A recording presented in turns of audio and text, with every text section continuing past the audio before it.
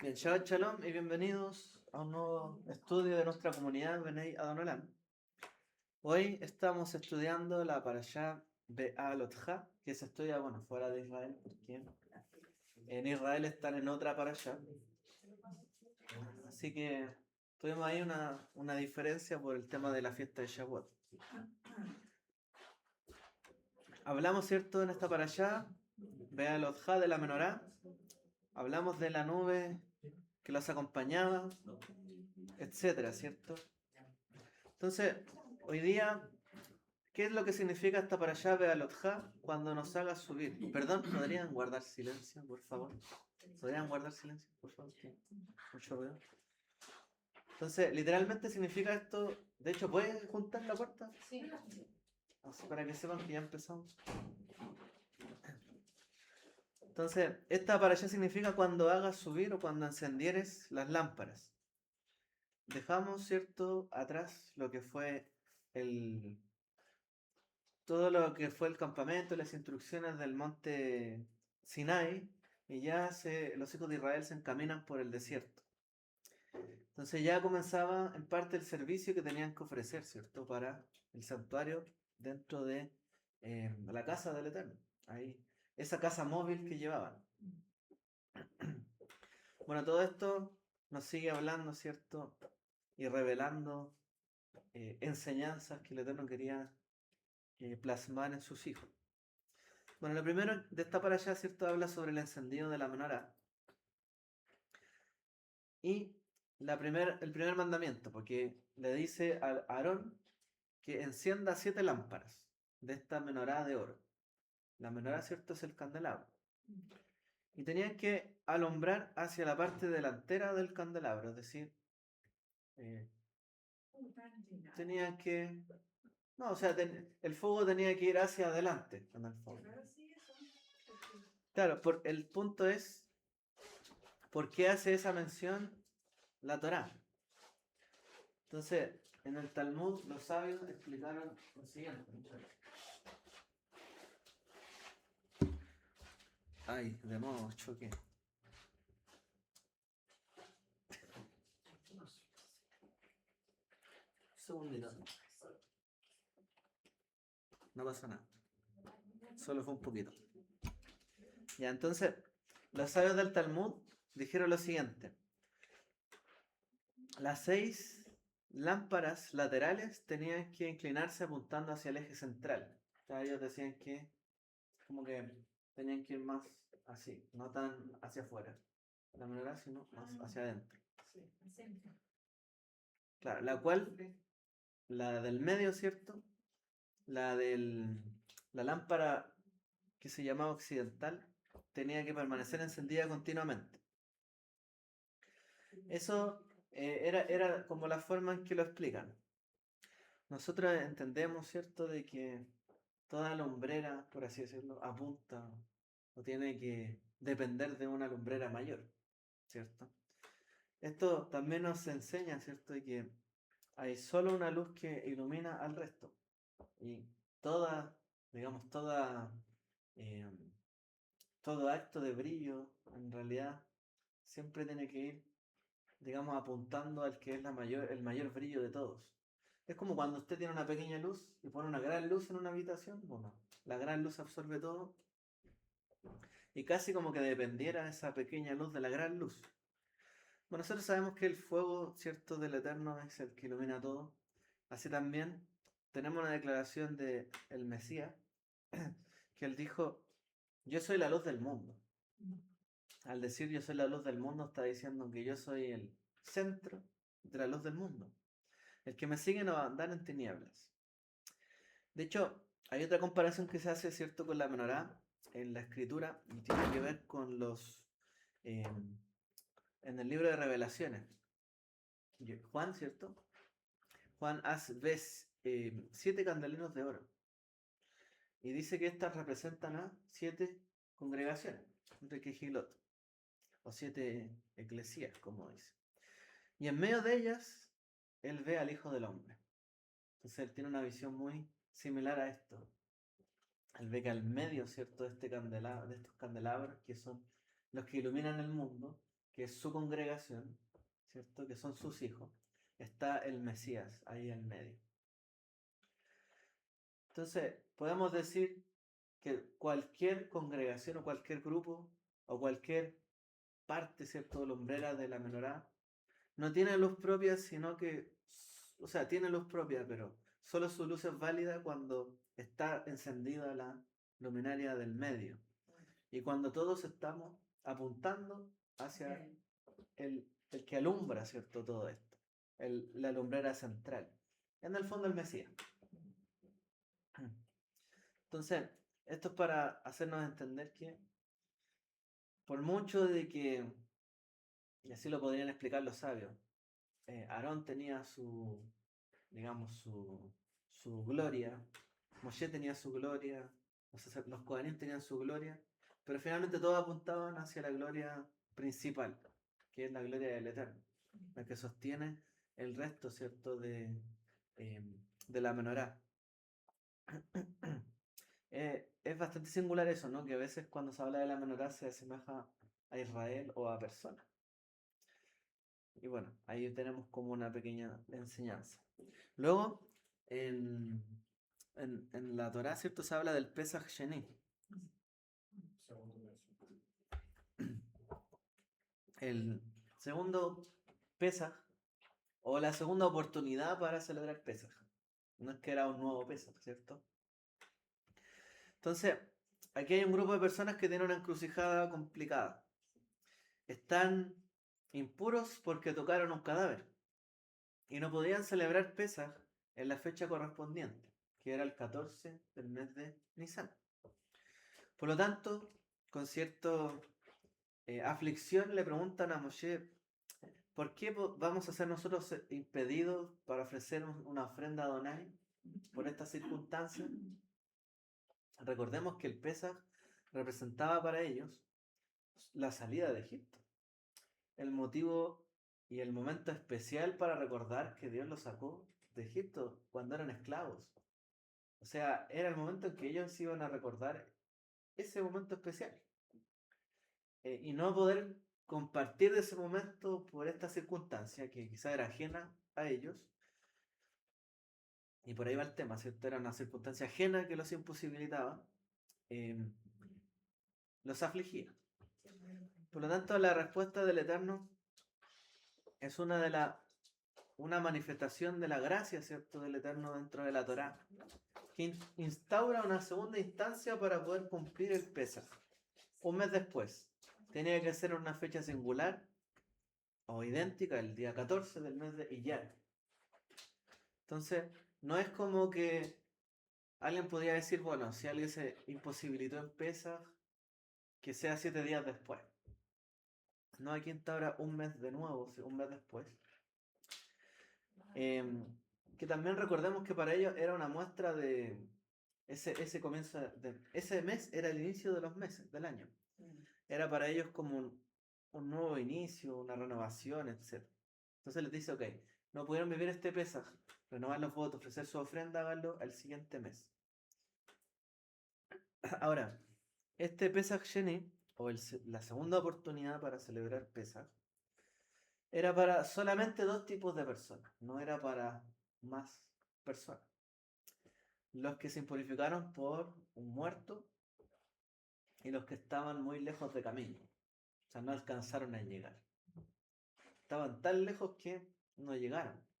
En ese tiempo no había GPS, ni Waze, ni Google Maps, no había Uber, no había nada. Ni Didi, ni taxi, lo que se le ocurra. No era tan sencillo ir de un lugar a otro y tener que ofrecer ofrenda en un lugar en particular. Recordemos que tampoco todos vivían cerca de... Bueno, en este tiempo estaban en el desierto. Puede pasar que a lo mejor alguien estuviera haciendo alguna labor, pero si alguien realmente estaba complicado y muy lejos y no alcanzó a llegar, bueno, se usa esta figura. Así que solamente son para 2 tipos de casos. No es que, o sea, no se justifica ningún otro caso, en el fondo. Los que se impurificaron por un muerto o que estaban muy lejos en el camino. cuando dice que se encontraban lejos, o muy lejos del camino, resulta que el apóstol Pablo hace una alusión a esto, ¿cierto? Y él dice, cuando explica sobre la redención de los gentiles, en el libro de Efesios, él habla, pues ustedes que estaban alejados, ¿cierto? Alejados del camino. En el fondo le está diciendo, mira, incluso en la Torá hay un momento de gracia donde las personas pueden volver a celebrar el Pesaj y compartir, en este caso del Mesías, que es nuestro Pesaj. Y para la gente que estaba alejada y que a lo mejor no había podido conocer esto ni participar, hoy día hay una nueva opción, ¿cierto? Han sido acercados nuevamente, pero ahora por el Mesías, para que puedan celebrar este Pesaj.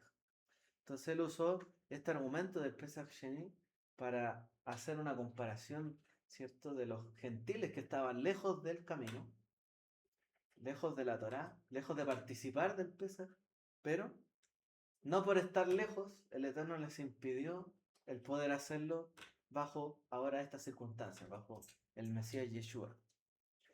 Entonces, Shaul hace esta comparación.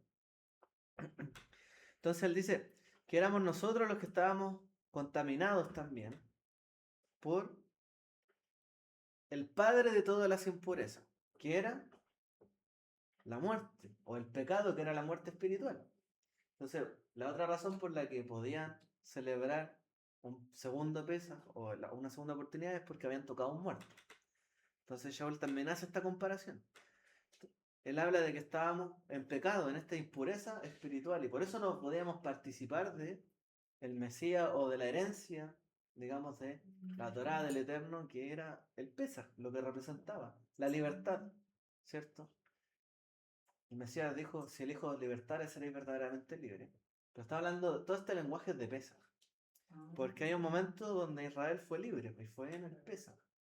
Entonces, el padre de todas las impurezas es el pecado y es la muerte espiritual. Nos encontrábamos lejos del camino, excluidos de la ciudadanía de Israel, pero ahora en el Mesías Yeshua, vosotros que en otro tiempo estabais lejos, habéis sido hechos cercanos por la sangre del Mesías.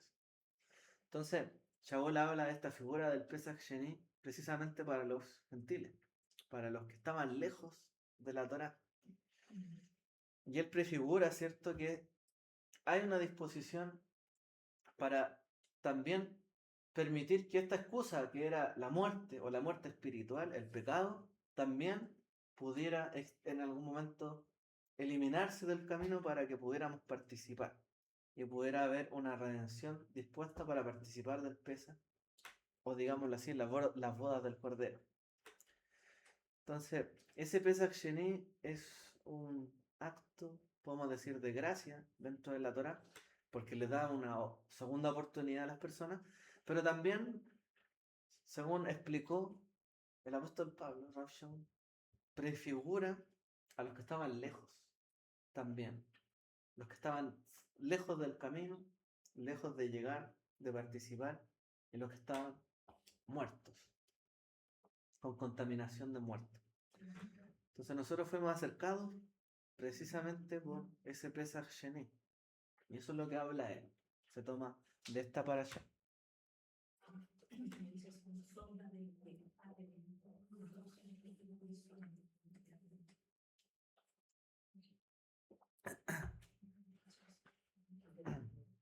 Por otro lado, perdón, mi garganta está muy mal.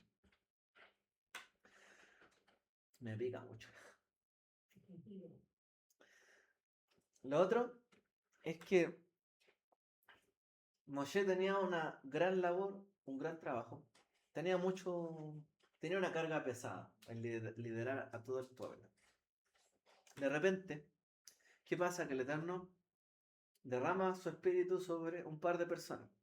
Dos hombres, Eldad y Medad. Y resulta que estando en medio del campamento se ponen a profetizar de manera espontánea. ¿Qué pasa?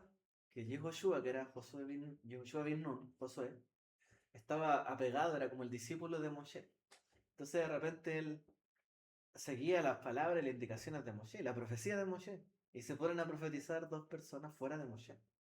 Entonces al joven Yehoshua le entró el celo por esa autoridad que tenía Moshe y le dice, Señor mío, Moshe, impídelos que sigan haciendo esto.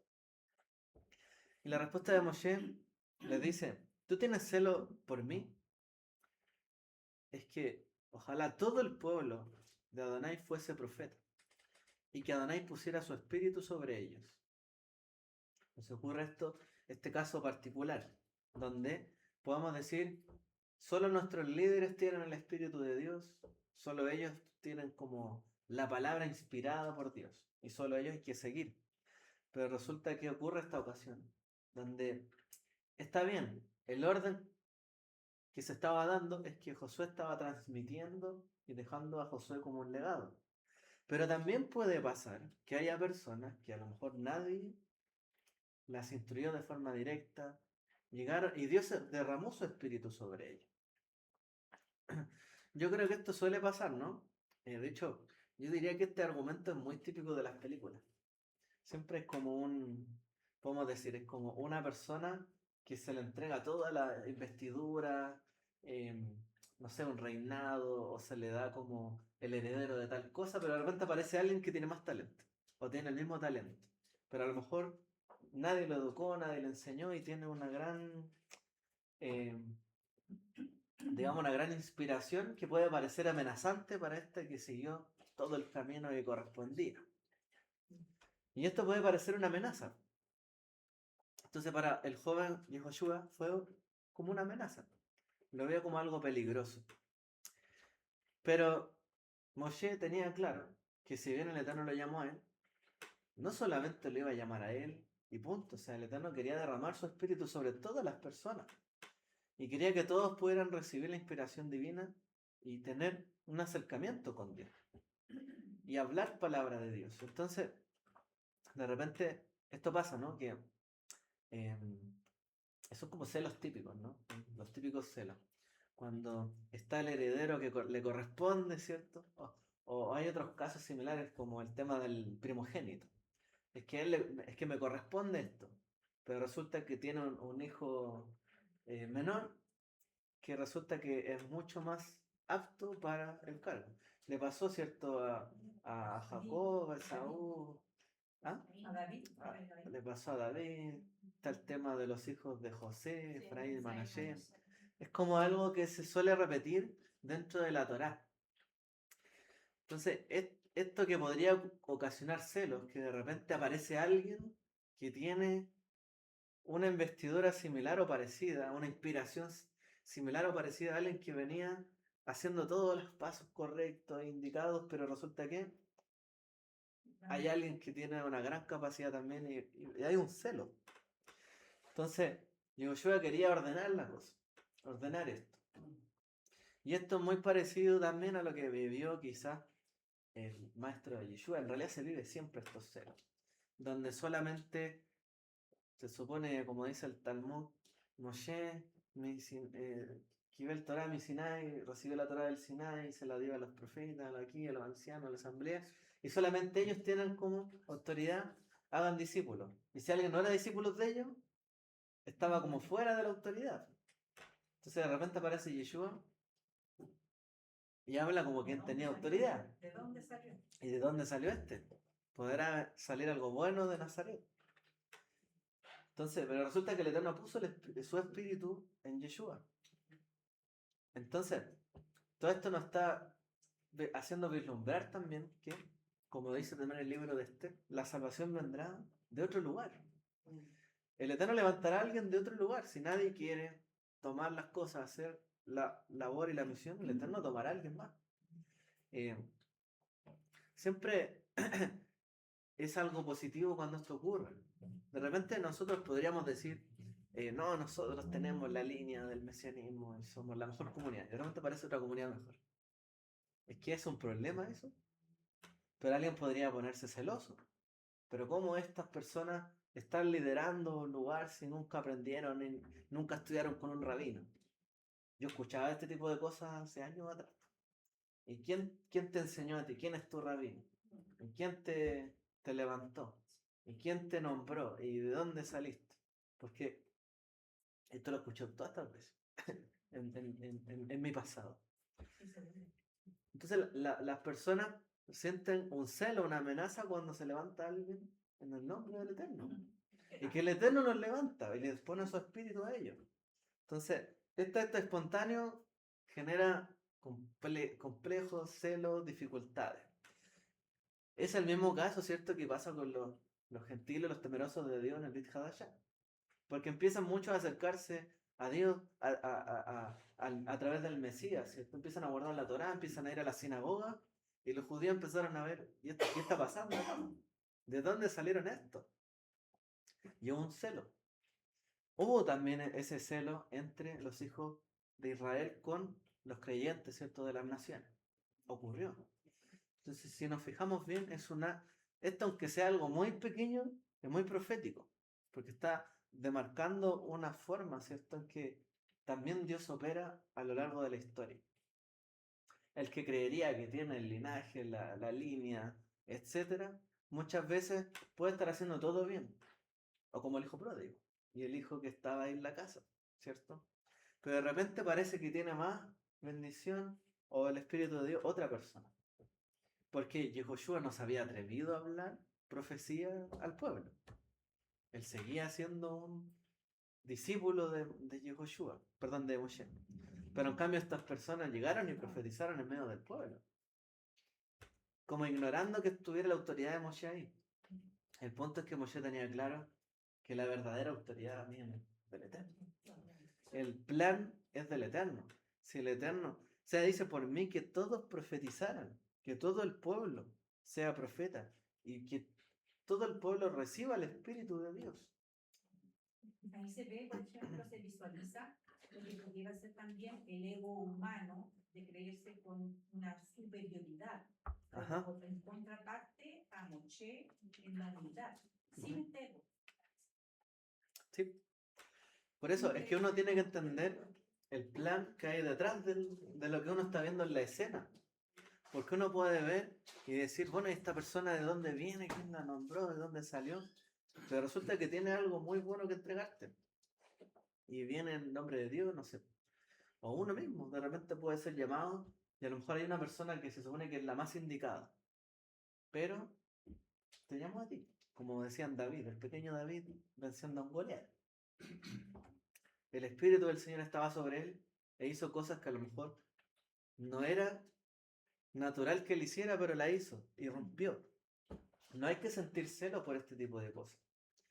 Este fue el celo que también sintieron los hijos de Jacob contra su hermano Yosef, quien tenía el Espíritu del Eterno y recibía sueños proféticos. Claro, a lo mejor la forma en que los contó, como dicen todos y discuten, fue un tema, pero sintieron celos. También tenemos otro caso, ¿cierto? En la escritura, por ejemplo, eh, Juan o Yohanan le preguntó a Yeshua, Maestro, hemos visto a uno que echa fuera demonios en tu nombre, el cual no nos sigue, y se lo prohibimos. Pero Yeshua dijo, no se lo prohibáis. O sea, y ahí sale una frase, el que no está contra nosotros, a favor de nosotros es. Si alguien no está peleando en contra de la causa de Dios, de la verdad, de la justicia, por mucho que esté en otro escenario, en otro lugar, que pueda generar ruido, celo, es que no está contra nosotros. Entonces está a favor de nosotros. Chao, chalo, hermano. Entonces, esto nos enseña lo que dice el maestro. El que no está contra nosotros está a favor de nosotros. Entonces uno tiene que ver esto y darse cuenta, porque el Eterno muchas veces actúa de formas que uno no espera, con personas que uno no espera, en lugares donde uno no espera, y derrama su espíritu, como lo hizo con el Dad y Medad, en personas que a lo mejor uno no espera. Y a lo mejor uno esperaría que otras personas se levantaran y él levanta a otras. Esto es un plan del Eterno. No hay que sentir celos por esto, por la obra de Dios.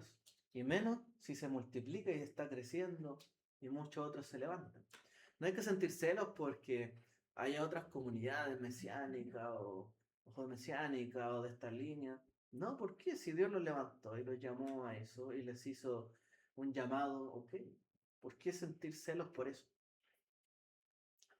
Hay que ser como Moshe, que dijo, realmente, mira, tú sientes celo por mí, dijo Joshua, ojalá todo el pueblo de Adonai fuera profeta y Adonai pusiera su espíritu sobre ellos.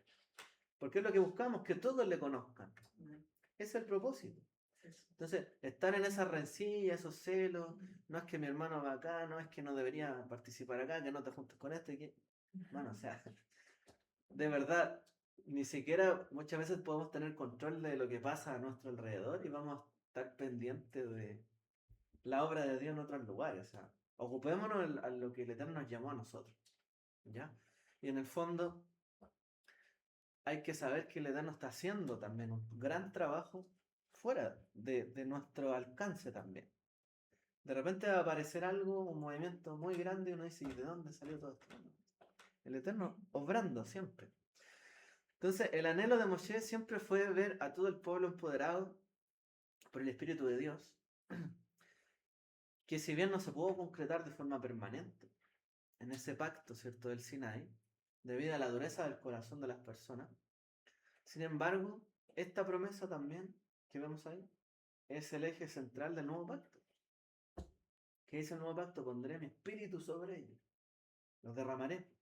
Lo que pasó ahí, en ese caso particular, era el deseo de Moshe y entendemos que era el deseo del Eterno. Entonces, eso nos marca que es la promesa del nuevo pacto. Como dice, ¿cierto? En Hechos capítulo 2. Y en los posteriores días, dice Dios, derramaré mi espíritu sobre toda carne, y vuestros hijos y vuestras hijas profetizarán. Citando, ¿cierto?, a varios profetas. Oseas, por ejemplo. Entonces, entendemos que en Yeshua, quien también hizo declaraciones muchas veces sobre esto, dice, y les ocultó esto a los sabios y entendidos, se los dio a los pequeños. O sea, a los que creían tener la verdad, la justicia, el reinado, el yugo, ¿cierto? Digamos, o la vara legisladora, resulta que él le hacía declaraciones, no, ya no va a estar sobre usted, va a estar sobre otro. ¿Por qué dijo esto? No porque quisiera simplemente provocarlo, pero para que se dieran cuenta. Si ustedes no quieren hacer el trabajo del reino de Dios en esta generación, Dios va a levantar a otro. Si ustedes no quieren hacer las obras del templo y lo que corresponde al templo de Dios y cómo deben comportarse, el Eterno va a levantar otros pequeños santuarios. Entonces, él les dijo siempre este tipo de declaraciones, el reino se les va a quitar a ustedes, se les va a ser dado a otras personas más humildes. Y Yeshua confrontó con estas frases, ¿cierto?, a su generación. Yehoshua se vio celoso, amenazado por esta situación. Pero vemos que esto ocurre, muchas veces está ocurriendo. Y es parte de la obra y el trabajo que está haciendo Dios, que uno no es capaz de percibirlo por completo. Entonces, ponernos celosos porque hay otras congregaciones que a lo mejor no tienen la misma trayectoria, o que no tienen esto y esto otro. ¿Por qué? La verdad es que se ve como algo. A ver, si uno quiere resguardarse de repente, marcar su línea, su diferencia con otra gente, está bien, está bien. Pero de ahí a sospechar o dudar, ¿cierto?, de que Dios esté trabajando con otras personas, ¿por qué? Yo por lo menos cuando siempre estuve, o cuando estudié en este colegio cristiano, yo nunca sospechaba que Dios obraba en la vida de mis compañeros, de los pastores, de esa iglesia. ¿Por qué? Yo veía como estaba la buena intención en ellos también de buscar a Dios. Y el Espíritu de Dios también en ellos. Entonces, ¿por qué sospechar que porque yo conocía la Torá y otras cosas, estaba como en otro nivel? Que muchas veces escuché muchos de esos comentarios cuando yo era más chico, que hacían ver que uno estaba en un estatus superior al resto. El ego. Claro, solo ego. Y finalmente, ante el resto de las personas, uno termina siendo entre mezquino, orgulloso, Y juez, y la verdad es que, ¿de qué sirve? ¿De qué sirve? Si luego uno tiene que preocuparse de uno crecer en el camino con el Eterno. ¿Por qué va a provocarme un celo que el otro también esté creciendo? Al contrario, esa es la misión, que todos lo puedan hacer, que todos puedan crecer en este camino. Por eso, en general, cuando alguien, no sé, pues me dice que está estudiando por un lugar, hay gente que se pone celosa, ¿no? De repente, es que solo hay que estudiar de la línea de acá. Ok, está bien, está perfecto. Pero hay gente que yo he escuchado que ni siquiera dejan que, no sé, sus congregantes estudien Sí. con alguien más. Vean otro Claro, que vean otras cosas. Lo ven como algo amenazante inmediatamente. O hasta un celo. Yo creo que obviamente hay que saber guiar, hay que saber ver de dónde uno se va a alimentar. No puede tampoco tratar de acaparar tanto. O sea, igual hay que tener cierta filtro, pero más allá de eso, ¿por qué va a ser una amenaza? ¿Por qué nos va a generar celo? Si alguien se quiere preparar y quiere seguir avanzando. Peor sería ponerle un tropiezo a uno de los pequeñitos, como dijo el maestro. Entonces, si nos fijamos, solo este acto que ocurre ahí en la Torá da para mucho.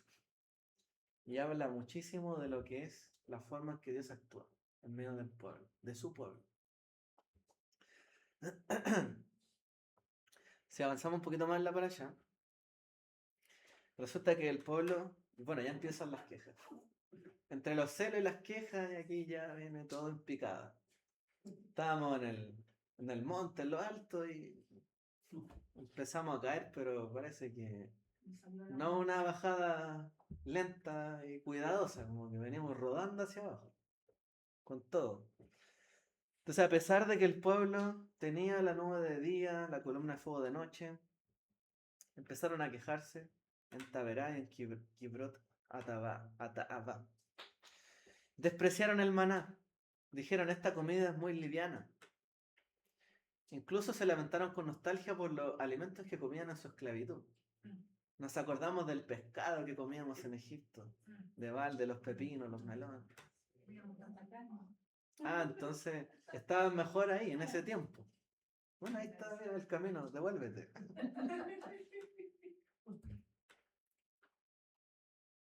Bueno, el pueblo se empezó a quejar de eso. Yo creo que esto pasa siempre, ¿no? Nos quejamos de nuestra nueva situación, pero ¿cómo estábamos antes? Hay que evaluarlo todo. Ser tan selectivo para las quejas no sirve. Si nos vamos a quejar, que sea por razones de peso. O sea, no tenemos suficiente comida, estamos muriendo de hambre. Claro, podríamos haberle reclamado a Moshe y al Eterno, es muy poca comida. Mira, nuestros hijos están desnutridos, por ejemplo. Esa sería una queja razonable, porque está habiendo algo más relevante, importante. Pero hay que decir que no, de nuevo, esta comida. Estás en el desierto, ¿de qué esperas? Eso pasa hasta con los trabajos, que la gente se queja tanto. Por ejemplo, hay personas que les cuesta mucho encontrar un trabajo. Encuentran trabajo y se quejan de todo. Es como, pero así. Una caja de pollito. Es como... Entonces, uno se queja de gratis. Hay que tener cuidado con esto porque esa queja de gratis muchas veces, como le pasó a los hijos de Israel, trae una nostalgia por la esclavitud y por estar antes. O sea, es como decir, encontré un trabajo. Ay, pucha, pero ya no puedo estar acostado toda la mañana. Como, claro, entonces vuelve a tu casa y deja de trabajar, pues quédate acostado.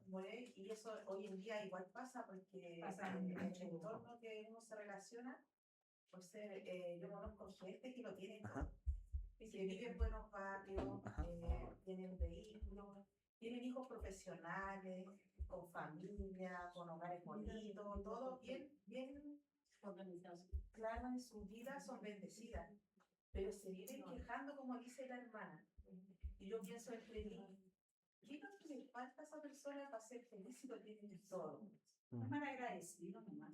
Entonces, hay cosas que son tan básicas que otros la tienen y son felices, pero el que lo tiene todo es infeliz.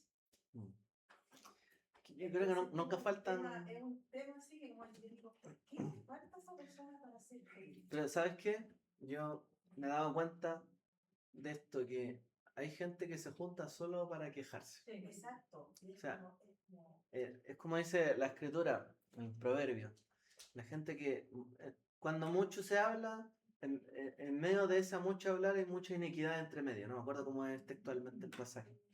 Pero entre muchas palabras hay mucha impiedad también, mucha iniquidad. Hay gente que se junta a hablar para quejarse de todo. Eh, no sé, como tú dices, lamentablemente ese camino siempre tiene la gente se autoimpone no seguir avanzando ni creciendo. Porque finalmente lo podemos ver por ese lado. Porque al fin y al cabo es como algo personal. ¿Sí? En el fondo es el deseo carnal, ¿cierto? El deseo de que me ganan mis impulsos y me gobiernan mis impulsos. Porque yo puedo tener hambre y de verdad puedo tener hambre, como ahora, tengo hambre. Pero no me voy a estar quejando que tengo hambre y tengo que estar dando una paracha. ¿Por qué? O sea, no tendría sentido. Claro, aunque uno sintiera hambre. Sí, porque al final es como amargura. Hay gente que Claro. se amarga y Por eso es que uno tiene que poner prioridades y decir, o sea, de verdad es una queja. Ahora yo podría entender si yo hago una paracha que dure 3 horas y los tengo a los 3 horas encerrados y nadie puede almorzar y me reclamaran, tenemos hambre. Sí, obviamente está mal. Entonces, uno tiene que evaluar las situaciones, pero hoy día la gente en este siglo está acostumbrada a quejarse y donde sea poner su queja y rayar algo y ponerlo en redes sociales sin consecuencia, porque la queja no tiene muchas consecuencias. No hay una consecuencia legal, no hay un problema más allá. Pero nos damos cuenta de que la gente se queja. Y si yo necesito poner a alguien en un cargo o en alguna situación, no voy a poner al que se queja por todo. O sea, va a perder oportunidades, nadie lo va a ver con buenos ojos. Esa es la verdad.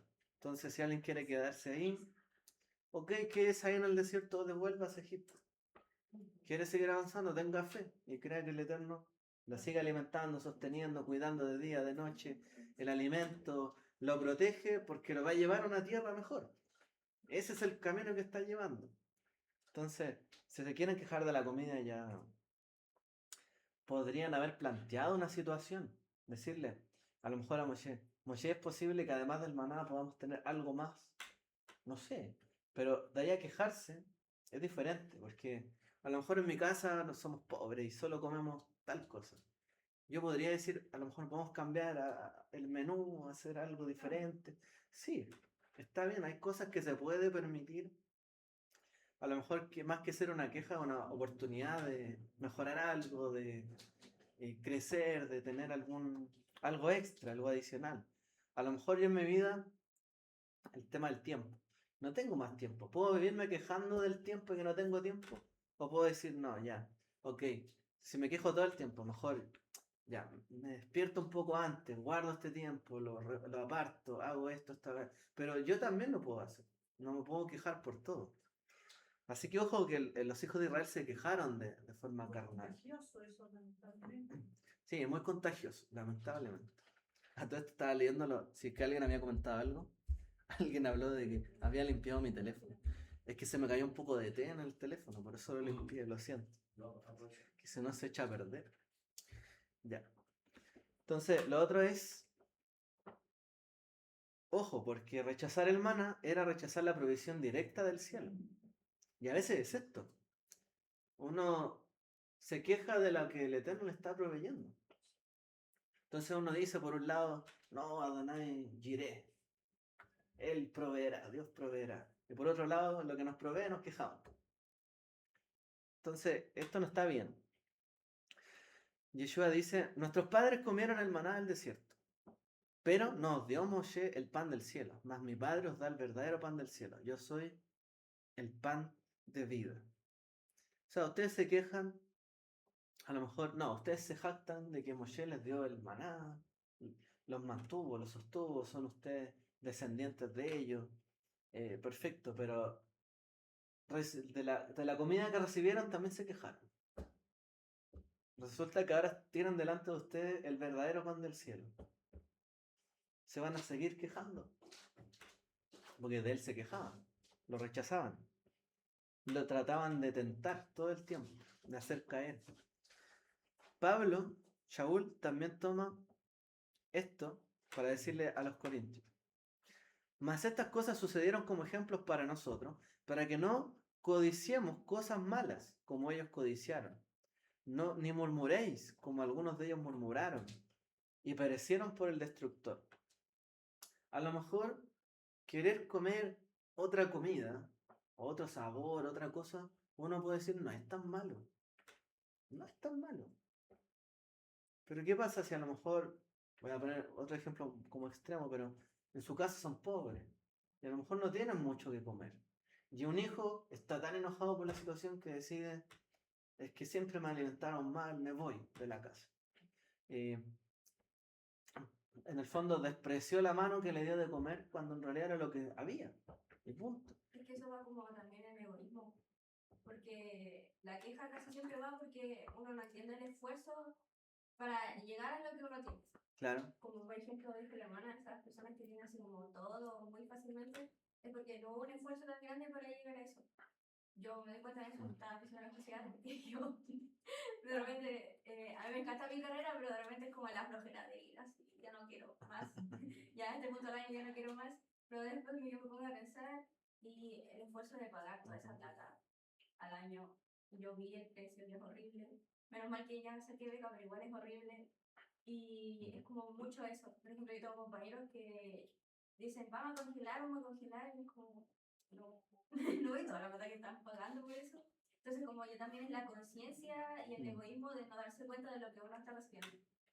Claro, hay esfuerzo propio, pero también hay esfuerzo ajeno. Y despreciar eso, porque eso es lo que pasó con ellos, que por codiciar ciertas cosas que a lo mejor no eran malas, a lo mejor lo que tú dices, quiero tener un rato libre, tengo demasiado que hacer. No es que sea algo malo, pero por culpa de esa codicia podrías llegar a perder todo. Porque a lo mejor si quieres seguir teniendo ratos libres y para pasarlo bien, como pasa mucho en la universidad y en los estudios, claro, terminan en eso en vez de ir a estudiar y después pierden porque no estudian, pues no hacen lo que tienen que hacer a lo que van. Y le pasa a la gente que por codiciar algo ajeno al propósito por el que están caminando, andando, terminan despreciando todo. Y como dice ahí, perecieron por el destructor. Perecieron en el desierto. Además que en esa actitud de queja te deja en una condición de siempre, pasiva, de siempre querer recibir del resto. Entonces, es como que fácil. Entonces te entrenas a puro estar recibiendo en una, y casi, y también eso te da una vulnerabilidad. Porque solamente esperas que te llegue nomás. Entonces, cuando tú ya dejas de ser niño, de querer puro recibir, tomas otra postura. Si hay alguna dificultad, en vez de quejarte, ve cómo lo resuelve. Claro, porque, por ejemplo, en el mismo caso que te di, ya, el joven no le gusta la comida de su casa, decide irse. Pero cuando se vaya va a tener que pagar donde va a vivir, comprar cosas, pagar gastos básicos, pagar comida, preparar la comida. Estás escribiendo lo que te pasó. Como un esfuerzo y valorar. Por eso es que, o sea, uno cuando obtiene algo, hay que valorarlo porque no saben mañana. O sea, igual como yo, o sea, yo como con los niños, con mis hijos, que a veces, por lo menos a veces, hay como para comprarle cosas que ellos no, casi no lo ven siempre, y ellos como que, bueno, ya se lo comen todo de una vez, ya, no sé. Ay, mamá, la otra semana, no. Usted tiene que poquito a poco valorar todo. La otra semana, usted es el que sufre porque no se esforzó, no, poquito a poco. O sea, de valorar las cosas cuando es verdad lo que dice la hermana, que a veces tenemos como que queremos solamente recibir y no nos esforzamos por eso. Y el día que no lo tenemos, como que nos quejamos, porque o sea, simplemente hay que esforzarse. Hay que saber lo que uno codicia, porque en el mundo, como dicen los sabios, la envidia mueve al mundo, porque todos queremos algo, y queremos algo porque otro lo tiene. Casi siempre es así, piensa lo que sea y siempre alguien más lo tiene. Que todo está en las redes, que hay personas que son así por lo que ostentan, que tienen todo, publican, pero ven a otras personas que tienen más y es como que, ay, yo no tengo. Ellas quieren eso. Ay, esto es muy poco para mí, y tienen todo. Ajá. Pero como ven a otros que tienen más, son como codiciosos y yo quiero más, yo quiero más. Pero lo que yo voy es que es una manera natural en cómo se mueve el mundo. Sí. O sea, no está mal. Uno se casa, Es el otro quiere un casarse. límite. Uno consiguió algo, el otro también quiere hacerlo. Porque es como parte de la vida, ¿ya? Es la parte de imitar, porque también queremos imitar a Dios porque le hizo algo tan grandioso y yo también quiero hacer algo grandioso. Es parte de, digamos, de nuestro ADN, digámoslo así. Por lo mismo uno tiene que saber qué codiciar y qué va a desear. Por ejemplo, las hijas de Zelofejad. Uno podría haber dicho, súper machista, digamos. Pero ¿cómo si las mujeres no heredan? ¿Por qué están codiciando la herencia entonces su padre? ¿Pero era una mala codicia? Era justo. No, de hecho, plantearon la situación de tal forma que fue justo y fue una regla para todos después. Claro. Entonces uno tiene que pensar bien qué está codiciando, qué está pretendiendo. Porque en la vida todos vamos a buscar algo queremos, pero tenemos que buscar algo bueno. Por eso tenemos que tener celo por las cosas santas, envidia por los que son justos, envidia por los que les va bien y hacen las cosas bien, no envidia a los que les va bien y hacen las cosas mal. Porque hoy día el mundo, ¿cierto? Envidia a los que haciendo las cosas mal tienen un camino corto para llegar a lo bueno. No, uno tiene que envidiar lo bueno, lo justo, lo que es bueno ante los ojos de Dios y a quien le va bien. Entonces, si yo veo que alguien ha hecho las cosas bien, lleva el camino de la Torah, no sé, y le ha ido bien, bueno, tengo que imitarlo. Y eso debiese movernos a nosotros. Imitar a Dios y imitar a su Torah y a quienes guardan su Torah. Pero también podríamos llegar a codiciar otras cosas. Querer imitar es que estos pueblos vecinos comen mejor que nosotros. Oye, pero vienes tú de ser esclavo, estás en el desierto, ¿por qué? ¿Qué más estás esperando? Ahora, si hubiesen hecho una declaración como la hija de Zelofejad, ¿sabes qué? Queremos este pan, este maná nos gusta, pero quisiéramos probarlo con algo más. Podemos cazar, podemos preparar algo, no sé, pero como tú decías, proponer algo diferente. A lo mejor no hubiese sido visto de mala forma, pero simplemente quejarse y murmurar no sirve de nada. Cuando todos se quejan y murmuran y nada mejora, es que nada va a mejorar y nunca lo va a hacer. Hay que hacer algo. ¿Usted quiere que algo mejore? Hágalo. ¿Para qué mejore? Si no, dedíquese a murmurar y no va a resultar nada bueno. Así que, ojo ahí porque los hijos de Israel perecieron por esta razón. y lo último, para cerrar. La parashá concluye mencionando a Moshe como el que fue fiel en toda la casa. Pero antes de esto, hay una pequeña, digamos, rebeldía de Miriam y Aarón contra Moshe, su hermano. Lamentablemente, su esposa, cierto que venía de Cush, fue cuestionada, así también la autoridad de Moshe. Pero ¿cómo? Tú te casaste con una mujer extranjera. Entonces, en lugar de defenderse, Moshe, él, o la escritura, en el fondo, dice lo siguiente, revela la forma como era Moshe. Y aquel varón, Moshe, era muy manso, más que todos los hombres que había sobre la tierra. O sea, ¿por qué dice la Torá que él era manso o humilde? Más que nadie más en la tierra. Porque lo empezaron a cuestionar, empezaron a decir cosas. ¿Y acaso Moshe se alteró? ¿Atacó a su hermana? ¿Destituyó a su hermano del sacerdocio? ¿Le dijo jamás te debí dar esto? ¿Jamás te debí preparar para el sacerdocio? ¿Qué malagradecida eres tú, Miriam? ¿Hizo algo como eso? No, nada de eso. La Torá simplemente muestra el corazón que tenía Moshe. Y él era muy manso. O sea, lo cuestionaron, lo demandaron, le dijeron cosas, quedó tranquilo. Más que nadie en esta tierra fue manso, escuchó todo. A lo mejor pensó si de verdad tenían peso las palabras de ellos, como lo hizo con Korah. De frente fue a cuestionarlo, ¿cierto? Hizo toda una rebelión y además les dio la oportunidad de que demostraran si de verdad tenían razón. Entonces era una persona muy mansa en ese sentido, humilde. Y esa es la respuesta que da la Torá sobre Moshe. ¿Se complicó por estas denuncias de sus hermanos?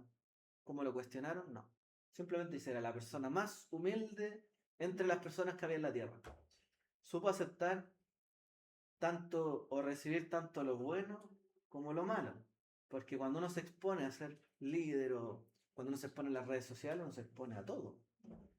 Por ejemplo, yo puedo ponerme acá y alguien que me esté cuestionando al otro lado de la pantalla por X cosas. Me ha pasado varias veces dentro de los estudios. O simplemente por ponerse en un puesto de mando, va a ser cuestionado por otras personas, por cómo dirige las cosas. O sea, es parte de. Ahora, uno podría ser súper confrontacional, a la defensiva, atacar a todo el mundo cuando no esté de acuerdo. Moshe dice era manso, más que todos los hombres que había sobre la tierra. Por lo tanto, fue el Eterno mismo quien salió a defenderlo. Era tan humilde, tan manso que no se defendió. No fue a defenderse. Para que no se viera que él pretendía algo contra su hermano. Para no levantarse contra ellos. Entonces dice, más adelante, número 12:7, no así mi siervo Moshe, quien es fiel en toda mi casa. Entonces el Eterno lo defendió. Mira, ¿sabes qué? Pueden decir lo que quieran de Moshe, pero Moshe es fiel en toda mi casa. Nunca ha fallado en nada. Es fiel. Pueden cuestionar que esté ahí, pero él es fiel y nadie más ha demostrado ser tan fiel como él. Entonces, Dios coloca, ¿cierto? Digamos, la garantía, la fianza, ¿cierto? Por Moshe. Al decir estas palabras, que son las palabras, ¿quién no desearía escuchar algo así? Esta persona es tan fiel, tan buen trabajador, es tan bueno que nunca me ha dado un problema, siempre ha estado haciendo las cosas correctas. O sea, todos quisiéramos escuchar esto. Un gran profesional, nunca se ha equivocado, nunca ha cometido un error. Eso dijo el Eterno de Moshe. Aunque somos hombres y pecamos.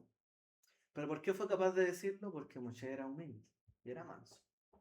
Pero si Moshe se hubiese defendido él solo, ¿para qué? O sea, el Eterno no hubiese tenido que salir en su defensa. Y esta es como la humildad que tuvo el Mesías, que simplemente se dio a las situaciones, no se defendió, cuestionó a sus mismos discípulos que querían hacer violentar a otros. No, tranquilo, no hagan nada. El Eterno toma el control, pero cuando el Eterno toma el control, no hay nadie más grande que nos pueda defender. Nosotros quedamos muy chicos cuando nos queremos defender frente a Dios cuando nos defiende. Y eso es lo que tenemos que entender. Que esa fidelidad, esa valentía que tenía Moshe de hacer su palabra y de moverse conforme a su voluntad siempre, le dio todo el respaldo del Eterno. Pero él no se autorrespaldó solo. Fue el Eterno quien lo respaldó. Por eso, ¿sabes? Cuando golpeó la roca pero fue un tema con el Eterno. Fue entre tú y yo. Sabemos que en esto te equivocaste, te caíste. Pero lo defendió ante todo el pueblo igual. O sea, Moshe no fue cuestionado ni destituido por eso. No, yo sé que tú eres fiel, te caíste en esto, pero te voy a defender igual. O sea, el Eterno jamás permitió que alguien hablara mal de Moshe. Moshe fue una persona fiel en toda mi casa. O sea, nadie puede decir y cuestionarlo. En el libro de los Hebreos, así también dice, Moshe fue fiel en toda la casa de Dios como siervo, pero el Mesías como hijo sobre su casa, la cual somos todos nosotros. O sea, el libro de Hebreos dice, Moshe fue fiel en toda la casa de Dios, pero el Mesías también sobre su casa. Y nosotros somos la casa del Mesías. Somos sus seguidores, somos sobre quien él depositó su responsabilidad también de continuar esto, pues nosotros también tenemos que ser fieles al Mesías, quien nos entregó lo que tenemos hoy. Moshe guardó silencio ante los ataques de sus propios hermanos, prefigurando al Mesías. Cuando le maldecían, no respondía con maldición. Cuando padecía, no amenazaba, sino que se encomendaba la causa al que juzga justamente. 1 de Pedro 2:23. Cuando lo atacaban, lo maldecían. Por eso Yeshua dijo siempre, si los persiguen, oren por ellos. Si los maltratan, ayunen por ellos. Pero no sean ustedes los que estén del lado de los que atacan a otros. Ustedes sean fieles a Dios y Dios les va a dar la corona y la recompensa que merecen. pero sigan este camino. Entonces, el camino y la alajá de Yeshua es ese. Por eso dice, hay que poner la otra mejilla y tantas cosas. Porque quien juzga todas las cosas de mejor forma es Dios. Entonces, si nos van a maltratar, o sea, tampoco es que nos regalemos. No nos regalemos. Eso, ¿Ok? ahí uno dice, ¿a dónde está el hilo?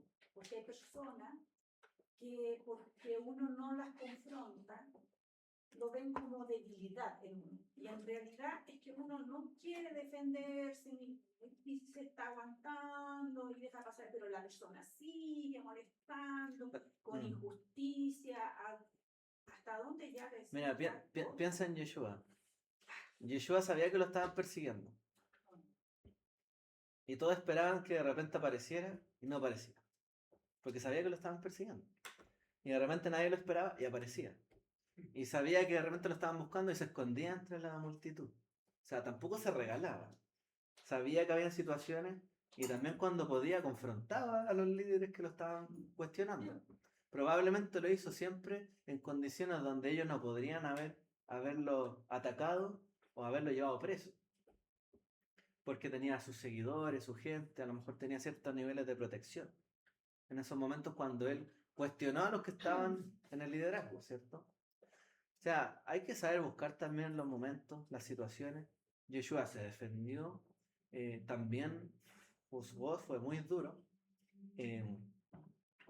pero él tampoco se regaló, pero fue humilde. Y cuando tocó entregarse por la causa justa que él tenía que entregarse, lo hizo. O sea, no siempre hay que entregarse y ya, en el fondo. O sea, si yo veo que me están acusando injustamente y tengo todas las pruebas para defenderme, defiéndete. Ahora, si me están acusando injustamente, como dice el Salmo, me han rodeado, muchos son los que dicen contra mí dónde está su Dios y tantas cosas como hay ciertos pasajes que marcan esto. Me rodean, me acusan, no tienen la razón, ¿y qué hago yo? Bueno, entrego mi causa a ti. En el fondo, hay momentos donde uno no se puede defender y es mejor guardar silencio. Y hay otros donde uno puede actuar, pero depende de las circunstancias. Eso ya, a ver, una persona que no sabe, que es tan mansa que no sabe responder nada, tampoco sería como Moshe, que Moshe sí confrontó la situación. Vinieron varias personas a rebelarse y él manejó la situación, no perdió el control. Entonces, ser humilde no significa perder el control, y a veces el control de la situación. Porque, por ejemplo, el mismo caso de Korah, Moshe podría haber dicho, ¿y qué proponen ustedes? No, Moshe dijo, ok, vamos a hacer esto. Y él propuso. O sea, él no perdió el control. Tampoco entregó tanto. Yeshua tampoco entregaba todo el control a las situaciones cuando lo acusaban. Entonces, ser humilde no es perder el control, ni de uno mismo, ni de las circunstancias. Pero, no sé, yo creo que da para mucho tu pregunta. Uno tiene que pensar nomás cómo proceder en los momentos críticos. Así que bueno, Yeshua fue más grande y superior a Moshe. Y Yeshua dijo, llevad mi yugo sobre vosotros y aprended de mí, que soy manso y humilde de corazón. Esa mansedumbre, esa humildad hubiese llevado al pueblo a no quejarse tanto. Entonces un hijo humilde sabe que de repente en la casa no hay de todo, no se va a quejar por eso. Porque sé que no hay otra cosa, pues soy humilde, soy manso. Acepto como bien todo lo que hay, lo que el Eterno me ha dado. Y esa es la actitud que tenemos que tener nosotros. Él nos dio cosas buenas. Y también les dio a otros, como dijimos al principio. Entonces no tengo por qué rechazar a los otros, si Dios también les dio cosas buenas a ellos. Bueno, yo llego hasta acá. Muchas gracias a todos. Que el Eterno les bendiga. Shabbat shalom. Chao.